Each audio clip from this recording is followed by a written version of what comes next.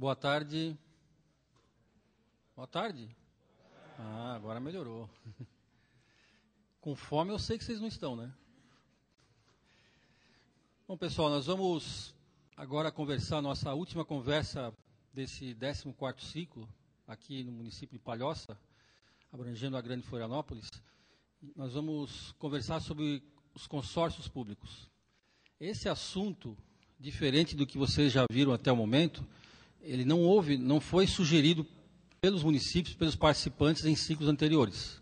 Nós estamos agora colocando nos ciclos os assuntos mais sugeridos nos ciclos anteriores. Esse aqui não, porque esse aqui é uma novidade, não é tão nova assim, a nossa lei 11.107 é de 2005, né? Vai fazer já 7 anos, mas diante da falta de regramento que existiu e que agora parece que está ficando um pouco mais claro, e o tribunal está prestes a solicitar a prestação de contas desses consórcios, estamos analisando um projeto de instituição normativa lá no tribunal, então, diante desse fato, o tribunal está trazendo novamente esse assunto para o ciclo.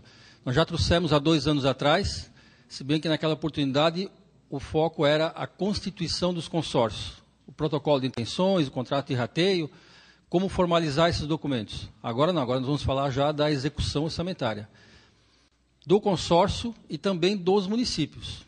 Certamente todos vocês que trabalham em municípios e não em consórcio, na área contábil ou no controle interno, vão ter influência no que nós vamos conversar aqui a partir de agora. Vejam que a nossa legislação que nós vamos conversar hoje é a Lei 11.107 de 2005, a lei que instituiu aí as regras para se constituir um consórcio público. A portaria 72 de 2012, principalmente essa portaria, ela é de fevereiro de 2012 e trouxe regras mais específicas, né? Talvez não tão claras, mas mais específicas para consórcios públicos, nós vamos verificar. E o Decreto Federal 6.017, que é de 2007. Então, vamos ver aqui qual é o tamanho dessa nossa ação de consórcio público. O tribunal, como eu disse, ele não tem ainda uma definição sobre a prestação de contas. A partir do momento que estiver, vai divulgar quais são essas regras de prestação de contas, certamente vai chamar os consórcios para uma conversa, e aí sim nós vamos saber exatamente quantos consórcios vão prestar contas ao tribunal. O que nós temos aqui são dados fornecidos pela Federação Catarinense de Municípios, pela FECAM, sempre trabalhando em parceria com o Tribunal de Contas, junto com as associações. Então, temos aqui um mapa dos consórcios em Santa Catarina. Esse que está em vermelho, que é o que está espalhado por todo o estado, são os consórcios de saúde, que é o que mais existe. Temos o de turismo, né, infraestrutura, meio ambiente e assim por diante. Aqui na Grande Florianópolis, nós temos um consórcio de saúde, temos o consórcio de informática, que trata aí com vários municípios, acho que tem mais de 100 municípios consorciados, né? E temos um consórcio de regulação do saneamento, que é a agência reguladora do saneamento. Então, essas unidades que estão em Florianópolis. Tem mais algum consórcio que não está ali? Na verdade, esses dois aqui estão sediados aqui em Florianópolis, mas eles são de âmbito quase que estadual, ou melhor dizendo, são de âmbito estadual, né? Eles não são referentes aos municípios só da Grande Florianópolis, são todos os municípios do estado que interessarem em se consorciar para essas finalidades aqui de informática e regulação do saneamento. Aqui, consórcio da região, específico da região, é somente o consórcio de saúde. Então, vamos verificar alguns aspectos importantes aqui. Vejam, começando aqui pela personalidade jurídica, é importante que a gente saiba disso, porque certamente os consórcios vão ser constituídos em maior quantidade. Se eu, por exemplo, quero trocar os 4 pneus do meu veículo, vou até a loja, verifico qual é o pneu que eu quero, o vendedor me passa o preço, eu vou pedir um desconto, ele vai me dar 3% de desconto. Aí eu vou dizer, mas só isso? É o que eu posso fazer. Então tá, então depois eu volto aqui. Aí eu verifico que tem mais 4 conhecidos meus, amigos meus, que também querem trocar os pneus dos seus veículos. Aí nós combinamos, vamos os 5 lá na loja, vamos comprar então 20 pneus no total. O que vai acontecer? O vendedor vai dizer, olha, ao invés de 3, eu vou dar 10% de desconto.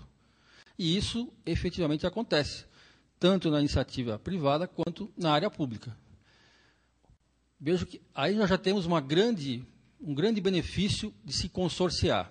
Temos outros benefícios, não interessam diretamente a vocês, mas nós tratamos desse assunto de consórcio hoje pela manhã na sala de licitações, especialmente da Lei 8.666, para vocês terem uma ideia, aquele limite de licitação que é R$8.000, no caso do consórcio é R$16.000. O limite para convite, que é 80 mil, um consórcio formado por mais 3 municípios é 240 mil. Então, nós temos vários benefícios colocados não somente pela união dos municípios e comprando em maior quantidade conseguir um custo menor, como também benefícios na própria lei de licitações. Mas nem sempre isso acontece do lado positivo. Nós já estamos constatando, apesar de ser um fato novo na criação de consórcios, nem começaram a prestar contas ao tribunal, mas já temos problemas. Primeiro deles, vamos supor aqui consórcio de saúde. Esses consórcios de saúde, eles vão adquirir os objetos relacionados a essa área da saúde. Consultas, exames, até compra de medicamentos. E os municípios consorciados, então, vão repassar recursos, contrato de rateio, passar um recurso, para que o consórcio faça a aquisição desses serviços, ou desses materiais, no caso de medicamentos. Está acontecendo que tem município que repassa recursos para o consórcio para comprar medicamentos e exames laboratoriais e ainda consultas, e ele também faz uma licitação. O que acontece? O consórcio, por comprar em quantidade maior, paga 10, o município paga 15. Pô, mas por que está acontecendo isso? Porque a quantidade que o consórcio tem para o meu município é insuficiente. Então, vamos alterar o contrato de rateio e passar mais recursos, porque vai ser muito difícil o administrador público municipal justificar por que ele está pagando 15 no procedimento da área médica e o consórcio, com o mesmo credor, na mesma época, no mesmo período, está pagando 10. Vai ficar difícil justificar. Então, isso está começando a acontecer. Outro problema, é importante a gente mencionar os problemas para que vocês possam, no caso de constituição de novos consórcios, até mesmo o consórcio de saúde aqui de vocês, da região, que possa evitar. Tem situações que há contrato de rateio e o consórcio não está conseguindo pagar com as suas despesas. Não está conseguindo pagar as suas despesas porque não tem recurso, porque os municípios não estão passando os recursos como deveriam. Mas por quê? Porque o consórcio não está prestando contas aos municípios. Como é que um prefeito vai repassar recursos para um consórcio que não presta contas? Não sabe o que está sendo feito com o recurso. E por que o consórcio não presta contas? Porque não tem uma definição de como é a prestação de contas. Então, vejam que problemas que podem ser resolvidos internamente, no âmbito do consórcio, junto com seus consorciados, isso é a autonomia do consórcio, definir, por exemplo, a prestação de contas. Porque senão vai ficar nessa situação. Já tivemos eventos nesse 14º ciclo que aconteceu isso, numa determinada região, os municípios não estavam passando recurso e o consórcio não prestava contas porque não sabia como prestar. Então, problemas existem, né? Mas esses que existem agora, que a gente consegue constatar, não é difícil resolver, né? Os benefícios, com certeza, são maiores quando há o consórcio e a compra em conjunto. A personalidade jurídica desse consórcio, ela pode ser de direito privado ou associação pública. Seja lá qual for das duas, o consórcio sempre será público. Então, nós teremos um consórcio público com personalidade jurídica de direito privado e teremos um consórcio público instituído como associação pública. Todos eles vão prestar contas ao tribunal e têm que cumprir com a legislação, que é a Lei de Licitações, a Lei de Responsabilidade Fiscal, a Lei 11.107, que é dos consórcios, além de toda a legislação que afeta os municípios. Qual é a diferença entre o público e o privado? Temos duas situações aqui que não interessam muito a vocês, da parte contábil, interessa sim ao pessoal do controle interno. O regime previdenciário, no público, pode ser o próprio ou geral, no privado, obrigatoriamente será o geral. Regime de trabalho no público, vinculado à CLT ou estatuto, o privado à CLT obrigatoriamente. O principal está aqui. O consórcio público, constituído como associação pública, pode receber recursos de convênios da União. O consórcio público, constituído com pessoal de jurídica de direito privado, este não pode receber recursos de convênio. Isso foi definido num decreto federal, que está aqui, o 6.017, lá no artigo 39. Portanto, apesar de ser possível e legal esse tipo de personalidade, não é assim muito inteligente criar um consórcio com essa personalidade privada. Não tem convênio, recurso de convênio para esse objetivo do meu consórcio. Não tem agora, mas pode ter semana que vem, mês que vem, o ano que vem. A União tem 63% da arrecadação pública no país. Em algum momento vai ter recurso para essa finalidade. O que vai acontecer? Vamos ter que transformar a personalidade do consórcio para ele poder receber um recurso de convênio. A portaria 72, que é o nosso foco principal nessa nossa conversa, e eu não preciso dizer que vocês podem me perguntar sempre que for necessário, podem me interromper a qualquer momento, não vamos deixar para o final, podem perguntar à vontade. A portaria 72, que é de fevereiro deste ano, ela é obrigatória a partir de 2013. Mas já em 2012 existe uma obrigação, que é a elaboração da lei orçamentária para 2013. Então, o projeto da lei orçamentária, que vai ser encaminhado ao Legislativo pelos municípios agora em agosto, setembro, outubro, conforme o prazo, já vai ter que ir com essas especificações aqui da portaria 72. A execução do consórcio agora, em 2012, não é obrigatório. E ninguém vai exigir, já que nós estamos com a portaria sendo aprovada lá em fevereiro, os consórcios já estavam em execução, o Tribunal de Contas não vai exigir agora em 2012, né, que os consórcios utilizem integralmente a portaria 72, exceto esta situação aqui da elaboração da LOA para 2013. Portanto, é facultado nos demais aspectos para esse ano. Os orçamentos. Nós temos uma regra, no caso do contrato de rateio, que o consórcio tem que prestar as informações para os municípios consorciados. Poderemos ter consórcio constituído somente por municípios e Estado, entre Estados e a União participando também. Mas como a nossa realidade aqui é somente município, nós vamos tratar somente de municípios. Então, o consórcio é constituído por exemplo, 10 municípios, né? E cada um deles tem um prazo para encaminhamento do projeto da lei orçamentária ao Poder Legislativo. A regra da portaria 72 é que o consórcio deve encaminhar as informações para subsidiar essas leis orçamentárias dos consorciados, e o prazo é, no máximo, 30 dias antes do menor prazo para encaminhamento dos projetos à Câmara de Vereadores.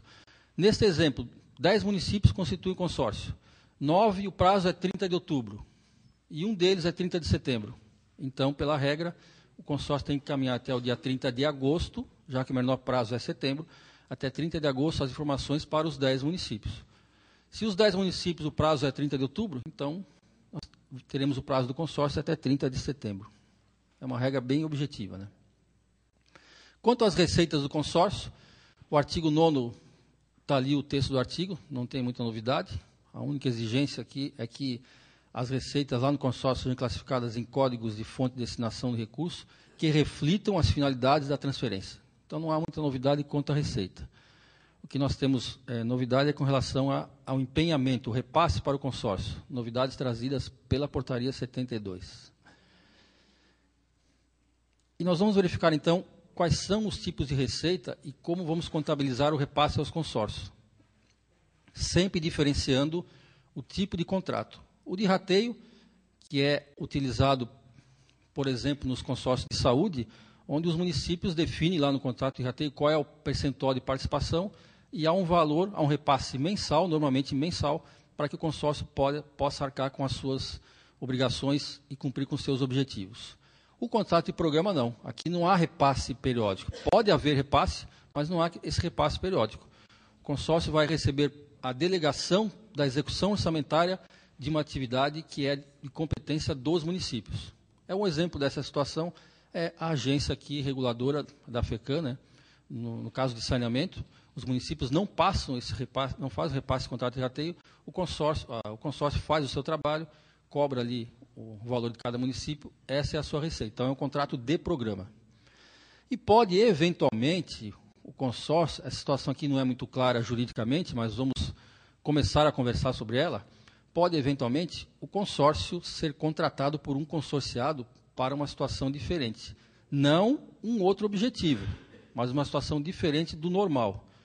Eu posso verificar uma situação dessa, um exemplo desse, quando no consórcio de saúde, o objetivo é comprar medicamentos, comprar consultas e exames.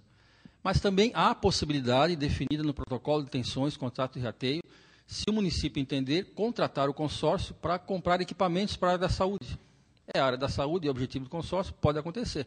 Mas isso não é normal. Os municípios não vão comprar todos os equipamentos de saúde todos os meses. Isso vai acontecer eventualmente. Aí, nesse caso, o consórcio pode ser contratado, e aí nós teremos nem o contrato de programa, nem o de rateio. Para essa situação, a Lei 8666 foi incluído um inciso, que é o inciso 26 do artigo 24, que possibilita a dispensa de licitação. E os recursos para que o consórcio possa sobreviver. Esses recursos estão definidos também na portaria 72 da STN. Bens móveis e imóveis recebidos em doação, transferência de direitos operados por força de gestão associada de serviços públicos, tarifas e outros preços públicos, taxa de administração não está previsto aqui, vocês vão verificar que não está, né? Portanto, não pode ser cobrado, né? Auxílios, contribuições, subvenções sociais e econômicas de outras entidades e órgãos do governo que não compõem o consórcio, receita de prestação de serviços, recursos financeiros transferidos em razão de contrato de rateio. Então, esse inciso 6 é aquele que se refere ao contrato de rateio, que é o que mais existe, o mais comum nos consórcios, é o contrato de rateio. Então, aqui nós temos uma receita do consórcio, que é o recebimento do rateio de cada município. Todas as demais aqui envolvem principalmente contrato de programa, né? E outras receitas próprias que não estão especificadas aqui, menos a taxa de administração, né? Então, isso está definido também na portaria 72, certo? Nenhuma pergunta? Então, vamos adiante. Estamos agora aqui verificando como deve ser feita a contabilização, o repasse dos recursos por parte dos consorciados ao consórcio. Então, aqui é como deve ser feito lá na contabilidade de cada um dos municípios consorciados. Vamos repassar recursos para o consórcio, contrato de programa, contrato de rateio, vamos ver cada situação, mas vamos sempre utilizar uma das duas categorias econômicas, né? Capital ou corrente. Também, natureza da despesa. Aqui não há nenhuma novidade. Aqui começam as modificações. Se for contrato de rateio, é o caso dos consórcios de saúde, nós vamos, então, utilizar a modalidade de aplicação 71, transferências a consórcios públicos, e, obrigatoriamente, o elemento de despesa 70, rateio pela participação em consórcio público. Ah, mas o meu é contrato de rateio e é pessoal. Como é que eu faço? Você vai usar o 31, 71, 70. Ah, é para comprar equipamentos? É o 44, 71, 70. Então, vou sempre utilizar no contrato de rateio, segundo está definido na portaria 72, com alteração promovida na portaria 163, que trata da especificação da despesa pública. Essa é a forma de empenhamento dos repasses a um consórcio quando é contrato de rateio. Mas e se não for rateio? Se for uma delegação de encargos de execução orçamentária de uma finalidade que é do município, o consórcio vai realizar. E, eventualmente, eu vou fazer algum repasse. Nesse caso, eu vou usar também modalidade, natureza, só que a modalidade é a 72. 72 é a modalidade específica para delegação de competência feita ao consórcio público.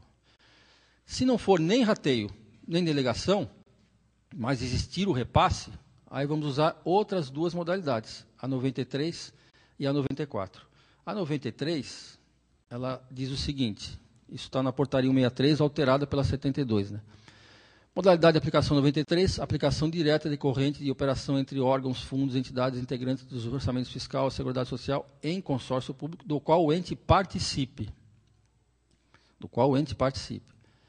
Esse é o 93. E o 94 é a mesma situação, só que o ente não participa. Eu não sei que tipo de situação é essa, foi previsto ali, mas eu não tenho nenhum exemplo disso. Eu não sei como é que um consórcio pode aí prestar um serviço para um ente que não está participando do consórcio. Mas está previsto ali, na especificação da despesa, essa modalidade 94. Nessas três aqui, diferente dos 71, que é para rateio, aí sim eu vou usar os elementos de despesa da portaria 163. Esse também é, mas vamos usar esses aqui. Então, seja lá qual for a modalidade dessas três aqui, vamos usar então os elementos. Se for para comprar um equipamento, nós vamos usar o 44, por exemplo, 72, 52, ou 444, 93, 52. Assim está especificado na portaria 72. Vamos ver aqui se vocês aprenderam direitinho, né? Tão fácil, né? Vocês conseguem relacionar ali em 5 segundos? Em 5 segundos você consegue, tão fácil que é, né? Mesmo que você não conheça a regra de consórcio, tem uma forma ali de verificar qual é a sequência relacionando essa coluna com essa daqui, né? Quem sabe?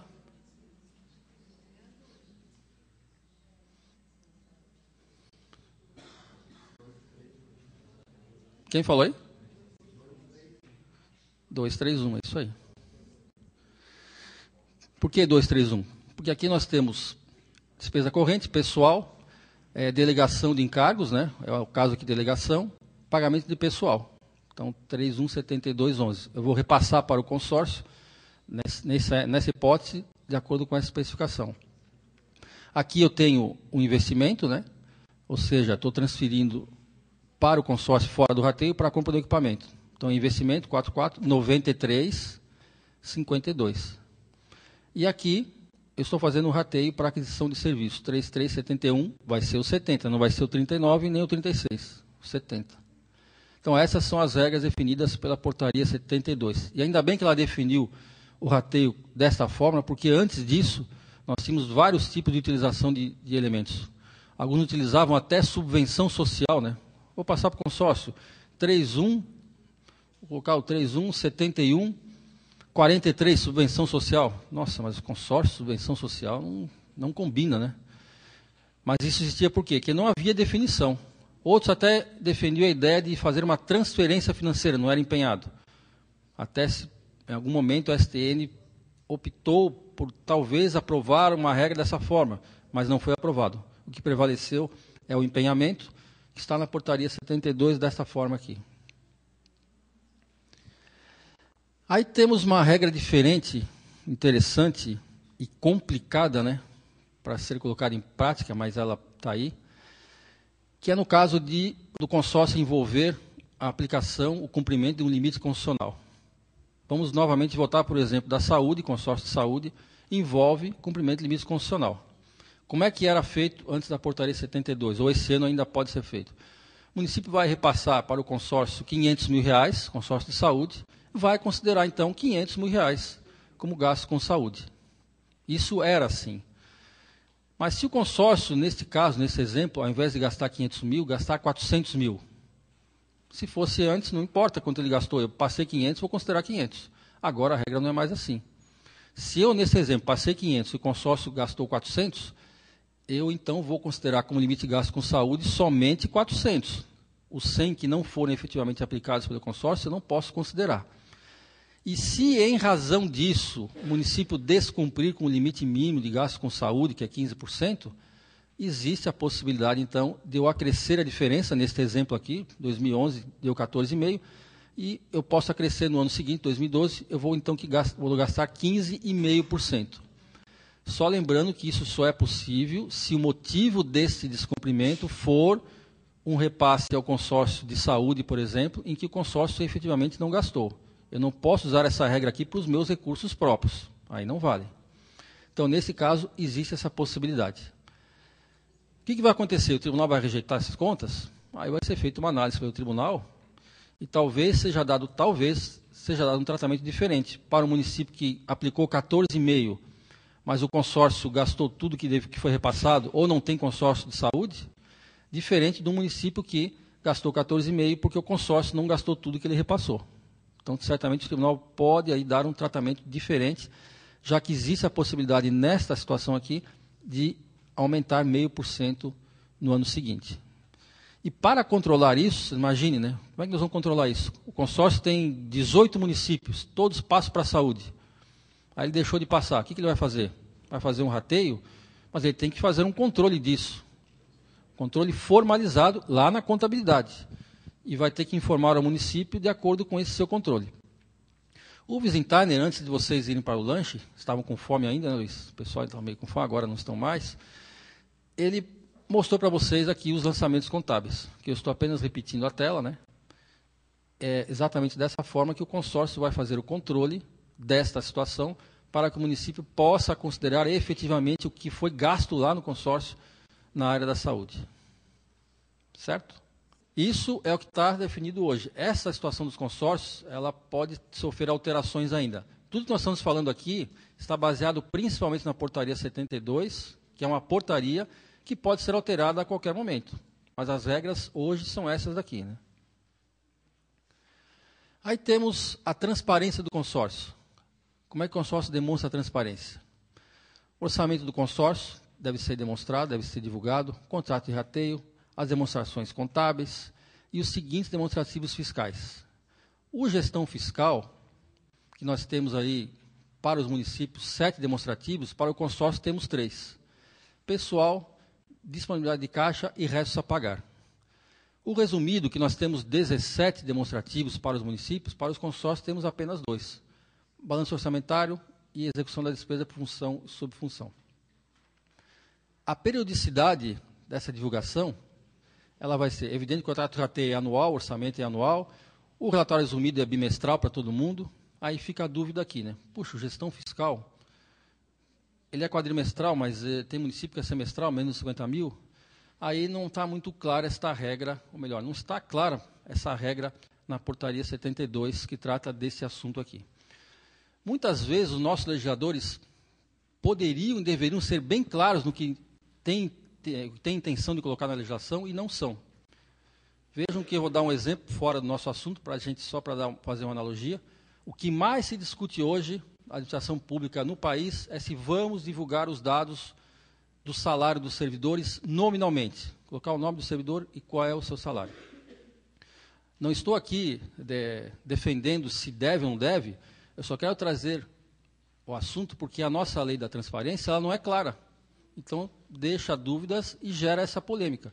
Se ela fosse clara e colocasse, devem ser divulgados os salários de todos os servidores e todos os entes públicos do país nominalmente, não haveria nenhuma dúvida. Todo mundo ia divulgar, não haveria dúvida.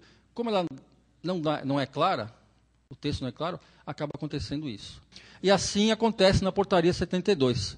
Esse relatório de gestão fiscal, que é obrigatório ser divulgado pelo consórcio, ele é quadrimestral ou semestral? Se todos os municípios forem semestrais, não há problema, ele vai ser semestral. Se todos forem quadrimestrais, também não.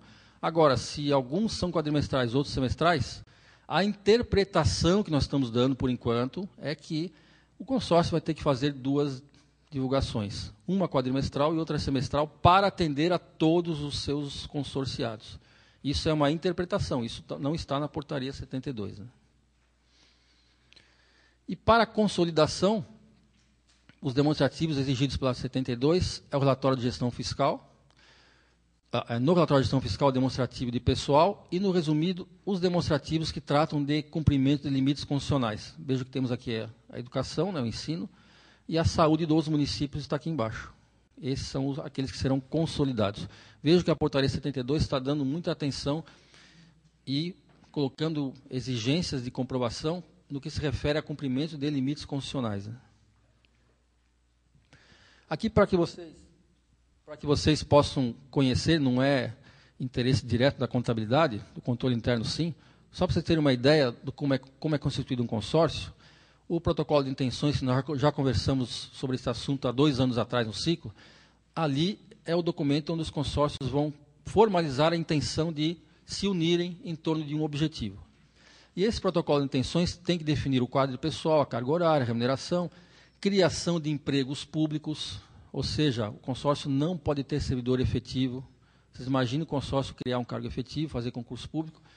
Daqui a 2, 3, 4, 5 anos, os consorciados dizem, não está dando mais certo, vamos extinguir o consórcio. O que nós vamos fazer com esses servidores? Isto é sinônimo de problema, né, para todos os municípios. Então, a regra é criação de empregos públicos, provimento através de concurso público, mas eles não vão adquirir a estabilidade. Eles podem ser demitidos a qualquer momento. Também pode ter situações excepcionais, a contratação temporária ou o recebimento de servidores cedidos pelos consorciados. Os consorciados vão ceder servidores, colocar à disposição do consórcio. Ainda existe a possibilidade de cargos em comissão, quando for referente a uma função de direção, chefia ou assessoramento.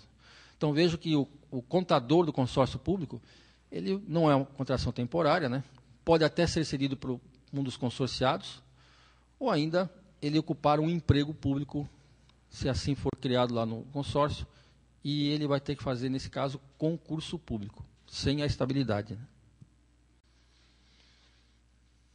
Certo, pessoal? Esse nosso assunto ele é rápido, porque nós estamos trazendo a conversa com vocês pela primeira vez da execução orçamentária, tanto do consórcio quanto dos municípios. Certamente esse assunto vai ser objeto de reuniões outras no tribunal, algumas específicas, quando o tribunal aprovar a prestação de contas através de uma instrução normativa. Aqui, para finalizar, vamos conversar um pouco sobre operação de crédito.